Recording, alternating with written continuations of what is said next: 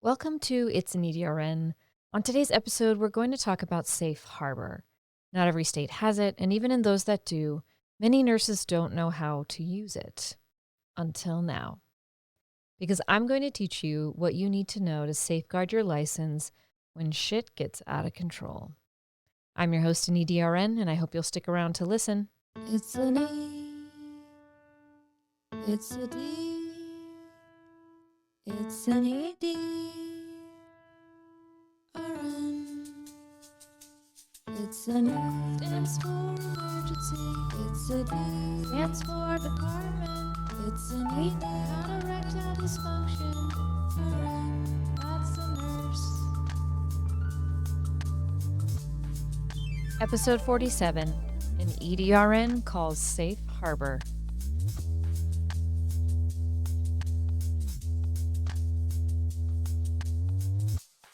Welcome to my podcast, It's an EDRN. I am your host, an EDRN, and today we're going to talk about safe harbor. What is it, when to do it, and how to do it? Simply put, safe harbor is a law that varies by state, and some states don't have it, but it essentially safeguards your nursing license in situations where you are asked to take on more work than you were trained to do, or work that you were never trained to do. And we're going to go into that here in a moment. But first, if this is your first time listening, welcome. Thank you for being here. I have been a nurse for 12 years. I started out in med-surg, and then I went to the ICU. I was a house supervisor for a minute. I was a nurse manager for 5 years, which you can listen to that episode if you like. But for the past 2 years, I've been back to bedside in an emergency department in a level 1 trauma center, and I have really, really enjoyed my time there, in as much as there are some things that I find could be better, just based on the state of healthcare writ large.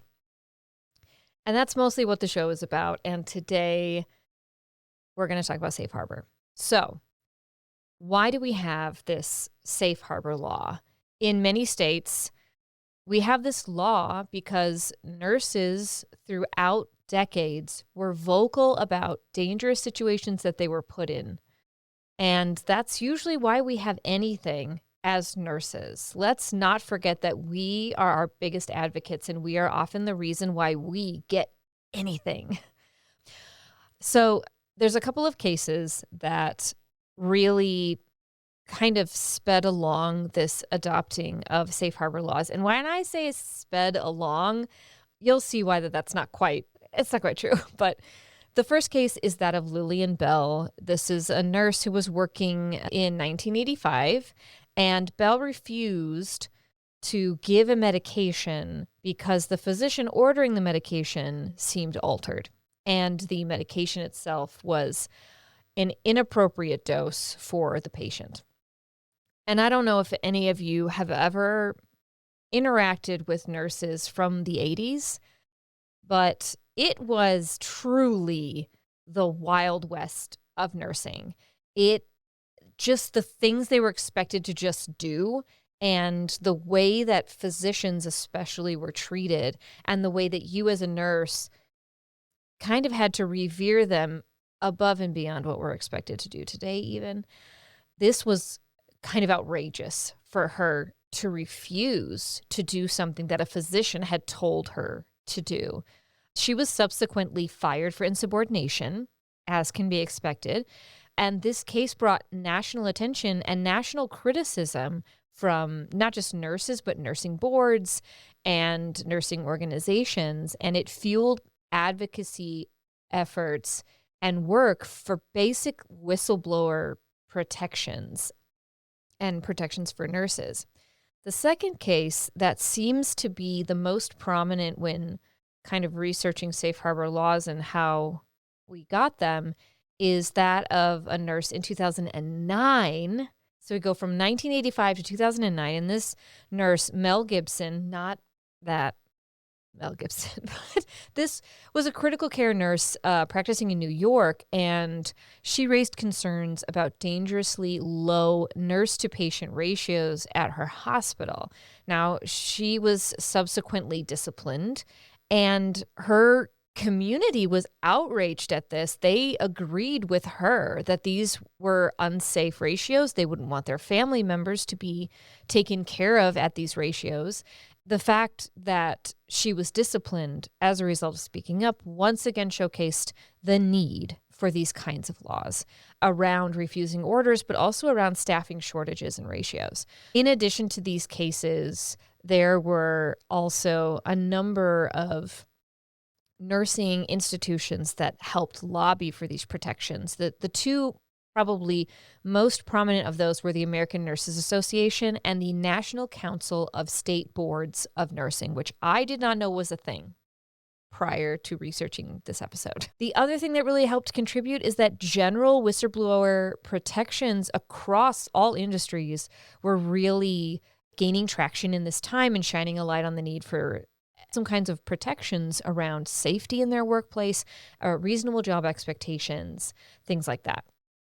So, where do these safe harbor laws exist? Because even in the face of these cases and the lobbying and these facts and what we as nurses know to exist out there, the unsafe patient assignments and just the state of healthcare today, there are still states that do not have safe harbor laws. The states that do have safe harbor laws on the books in a comprehensive manner as of December 30th, 2023, Connecticut, Illinois, Massachusetts, Minnesota, New Mexico, New York, Tennessee, Vermont, and Washington. There are also a few additional states that have safe harbor laws that maybe aren't as expansive, but they still do exist. In those states are California, Florida, Rhode Island, and Texas. Every other state in the union lacks safe harbor laws to protect nurses. It's important to note also that even though the states listed have some level of safe harbor protections, they vary widely by state. So keep that in mind. When do you call safe harbor? So when is it appropriate? There are three main categories under which this can be separated. So when a nurse is asked to perform an assignment that they believe in good faith could violate the Nursing Practice Act or Board of Nursing rules, compromise patient safety, be unethical, or put the nurse's license at risk. So those are kind of the three broad categories. How do you call safe harbor? How do you do it? So the first step is short form, and you write down a 1 to 2 sentence statement about why the situation is not safe.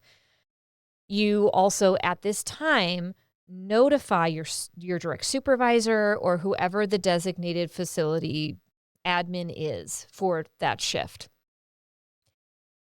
After that, there is a long form that's often filled out at the end of your shift. I think it has to be filled out before you leave in some cases, before you leave your shift. And then after that, your administration that you've turned the short form and then the long form into has 24 hours to do their side of the paperwork and submit that to their administration. And then all of that goes under peer review, and a panel of nurse leaders in the organization decide whether or not this was a legitimate case for safe harbor. So what does safe harbor actually do? Well, first and most importantly, safe harbor ensures freedom from retaliation, which means as you raise this safety concern, employers are not allowed to fire you, to demote you, to essentially penalize you for raising a concern. This also gives you immunity from board discipline. So if you follow the proper procedure for safe harbor, you're saying this is unsafe. And the purpose of that is to say, I'm going to make a mistake. Under these circumstances, the likelihood of me making a mistake that harms a patient is high. And that's very important because, as we know, since OMI landmark studies like to err is human, previously we have just blamed the individual when something went wrong. And I mean, since the 2000s, we have known, because we have data to show, that more often than not, it's the circumstances that set you up for failure, the circumstances that set you up to make those errors. So this is your insurance against discipline from the Board of Nursing when you make that error, because you have already stated this is unsafe. I feel unsafe in my practice in this situation. So how can you find out more specifics beyond this episode? Because it certainly isn't comprehensive, but I'm going to go into some very specifics here in a moment. But very generally, in order to find out more about Safe Harbor, check your hospital's policy. Most Safe Harbor laws have baked into them a requirement that your hospital educate you to the Safe Harbor law. Check with your state's Board of Nursing. They will have information about Safe Harbor. Talk to coworkers. Your coworkers might have practiced in a different state, and they may have called Safe Harbor in the past. So kind of gather all your resources around you. The American Nurses Association will also have language around this. That's kind of the general thing. The reason I'm even talking about this is because I have recently been in a position where I and a number of my coworkers called Safe Harbor. And I'm going to go over that specific situation now. And this isn't meant to be, again, this is not comprehensive. This is very specific to my state and the situation that I was in, and is not a predictor of how well this may go for you or how poorly this may go for you. But I guess in the interest of keeping it real. So here's my personal experience of the one time in my 12-year nursing career that I felt we needed to call Safe Harbor. I work in a level 1 trauma center, and predominantly I work in the trauma bay. Our trauma bay was set up to accommodate, at most, 9 patients. It originally was set up to accommodate 6, but post-COVID, we've created some very creative areas that are essentially hallways, but we can do 9 patients. It is not unusual, and it is actually common nowadays that we see 12 to 15 patients in the trauma bay. When we get to 15, I mean, shit's hitting the fan. Things are just getting wild, right?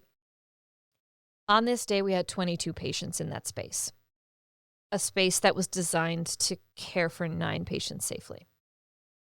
What this meant was, logistically, is not only were we understaffed, so we were at a 6-to-1 ratio, some of us, at the very least 5-to-1 in a critical care space, by the way, but there was actually no physical area where we could code someone. So the beds were so close together that we couldn't get between them. I mean, these patients could have held hands.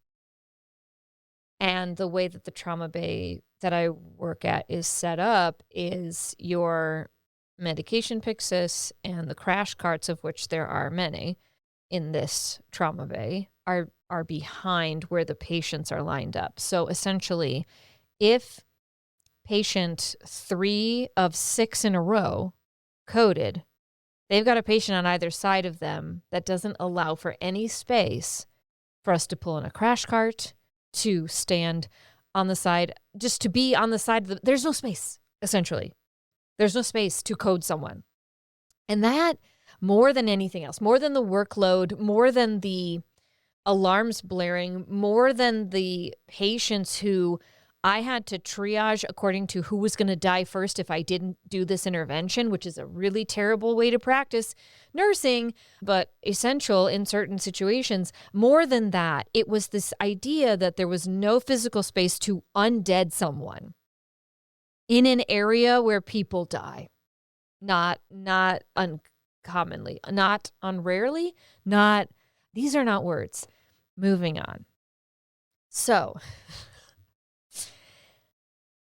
I wasn't even thinking Safe Harbor. I was thinking more logistically, my short plan was if if patient, 3 of 6 in this one row codes, I would take patient 2 and patient 4, the patient on either side of them, pull out those stretchers and just shove them like perpendicular to the feet of the patients on either side. I don't know. I was thinking in some kind of Tetris arrangement.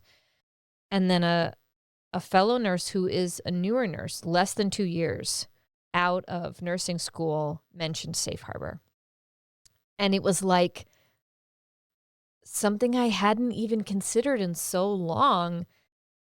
I feel kind of silly that I didn't even think of it because it was just so, I immediately knew that this was warranted. And I also at the same time immediately didn't want to do it because my perception was that there would be retaliation. Even as much as I knew it was baked into the law, even as there was a hesitation there for sure. When that hesitation was completely lifted was when this nurse was talking to our manager and the house administrator, and they were trying to dissuade them from calling Safe Harbor. And they were telling them that Safe Harbor is not appropriate in cases of census, in cases of nurse ratios. This is patently false, and I knew this was patently false. And I knew in that moment that we were going to do it. So I got on our intranet, I found the policy, I printed out the forms, I passed them out, we filled out the short form, and I was elected to be the person to present the short forms to our manager, which is what I did. And this is a really hard step to do, and I was intimidated to do this, even as much as I've been a nurse manager, and I've been a nurse for so long, and yet I don't know, these situations can still be really, it's confrontation, and confrontation is intimidating no matter which way you put it. So I took the short form to our manager and I said, so we're submitting these. I was very clear. It's important to be very clear. We're submitting for Safe Harbor. Here's our short form. And the thing is, with Safe Harbor, you cannot just submit for Safe Harbor and then say, and I'm out, like I'm submitting Safe Harbor, so I don't have to do anything. That's not actually logistically how that works. How that works is that you are submitting Safe Harbor for protections for your license. You, by doing that, by having a nursing license, by being employed by this institution, you have a responsibility to work with the leadership of that institution to come up with a solution. So after submitting the short form, I said, here's what I think we need. If there are any nurses in any other area of the ED or the hospital that can be spared, they need to come to the trauma bay. They need to take these patients and we need to open up hall beds, which we had not done to this point. I said we need additional resources to take patients to CT because these patients who were traumas, these patients who were in car accidents, they were not getting scanned. We couldn't figure out the extent of their injury. Yeah, there were a number of other very specific things that were recommended, but essentially the point is this, that you work with your leadership to come up with a solution. In the immediate, what happened was suddenly hall beds were opened and suddenly we got decompressed down to a slightly more reasonable situation. It was still absolute bonkers, balls to the wall nursing, but at least I could visualize where I could code someone. At the end of the shift, we stayed 3 hours to chart the long form. The long form is, I think, 6 questions, the one that we filled out. They're essay type questions. They require you to attach supporting materials. So supporting materials may be a printout of the census. How do you know there were 22 patients in, the trauma bay? You have to prove it. They asked for evidence-based articles to show that the situation was opposed to, I'm having a hard time even verbalizing this because basically what the long form has you do is prove things that everybody knows are already true. And that's annoying as hell. And also that's what we did. I printed out, like I said, the census. I went to the ANA website and I found some statements about patient safety and ratios. I found literature articles about ratios, about overcrowding leading to patient outcomes and things of that nature. And we put all that together in 3 hours. After our shift, we were able to turn those in to our administration. And then we didn't hear anything for a while. And then we each got an email, the same email, which I'm not going to read verbatim, but I'm going to give you the cliff notes. And they are basically this. Oh, thank you for submitting a safe harbor. Your safety is our primary concern, as is the safety of our patients. A peer review found that you, in fact, were right, much to our surprise. And did you know that we actually already have processes in place to take care of overcrowding? You couldn't possibly understand what those are, so I won't go into them, but just know that they're there. And also, would you like to join this committee? That was the email. Underwhelming. And then nothing. And it has been nothing for weeks now. And all this to say, I suppose, safe harbor is not a cure. It's insurance. Nothing's going to get fixed. Since this shift, we have had subsequent shifts where maybe we haven't had 22 in the trauma bay, but we've had 20. And it's not going to stop. Like, this is a direct result of modern day healthcare, post-pandemic, and the fact that just a lot of things that would take a very, very long time to go into. But it's not going to stop. So being aware of safe harbor is important to keep your license intact. Although I don't think that there was any overt retaliation for any of us, certainly nothing overt. However, I did spend my next 2 shifts in triage for the first time in a long time. And my manager to this day has difficulty making eye contact with me. Would I do it again? Yes. For a number of reasons. It was very validating. It was very validating to get even a form email that reluctantly admitted that our concerns were valid. It was empowering to get together with my coworkers and all of us say this is inappropriate. And it also kind of shows you who your allies are, which is very important in this hellscape that we call modern day healthcare. And now it's time for some tips and tricks pursuant to safe harbor. Yeah, let's just get into it. Tip number 1. Pre-read your P's and P's. Policies and procedures. Read them before you need them. Read the safe harbor policy, look up on the Board of Nursing for your state, look up the ANA statements and rules, and just have a general base knowledge about it, because I just feel certain you will need it.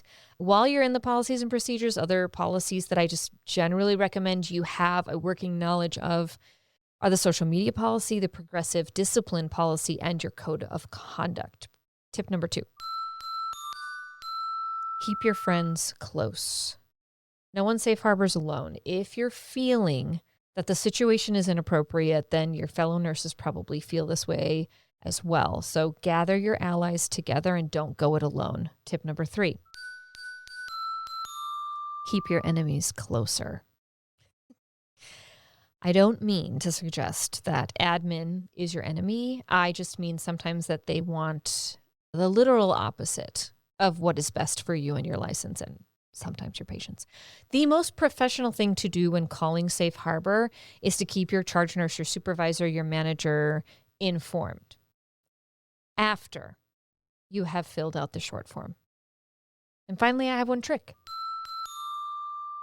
Use AI to your advantage. This is going to sound like it's coming out of left field, but things like ChatGPT or Google's Bard, which is available, I believe, to some people, can help you find research articles to support the situation that's going on, to support your safe harbor paperwork. This is what I used in my situation, and it was so much easier than me jumping on Cinel and trying to find through their, frankly, antiquated search engine all of these articles that I needed to show what we already know, and that is overcrowding and understaffing and patient ratios that are fucked lead to poor patient outcomes up to and including death. But you can't just say that, because who's going to take the word of an educated, licensed, registered nurse? Yeah, just no one. I don't. It's just not. It's not something people do. I hope you've enjoyed this episode. If so, please subscribe, leave a review, and tell your nurse friends to listen. Safe harbor may not be the cure for what ails healthcare, but it is insurance that will safeguard your license. And if your state doesn't have it, make a fuss, email, call anybody you can think of, because you need it. Thank you for listening, and have a safe shift. It's an EDRN is written and produced by me. Our senior editor is me. The theme song is written and performed by, tragically, also me. All views and opinions expressed in this podcast are my own and do not reflect the standards and positions of any healthcare entity that I may or may not be working for. Although I am a nurse, things I say in this podcast are not a stand-in for professional medical advice, and everything you hear from randos on the internet should absolutely be validated across multiple other reliable sources.